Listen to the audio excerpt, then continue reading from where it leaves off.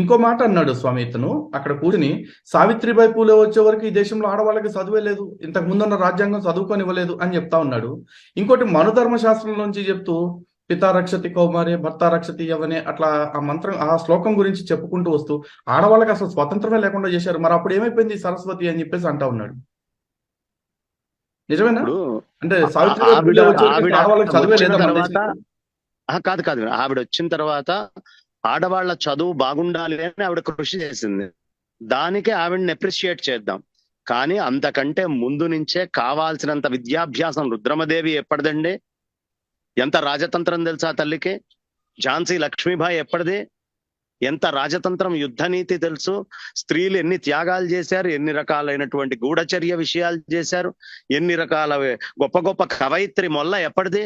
జ్యోతిబాయి పూలే కంటే ముందు కవయిత్రి మొల్ల లేదా? ఉన్నారు. ఆవిడ గొప్పది, ఆవిడ చాలా కృషి చేసింది, అందుకని ఆవిడ్ని మనం అంగీకరిస్తాం.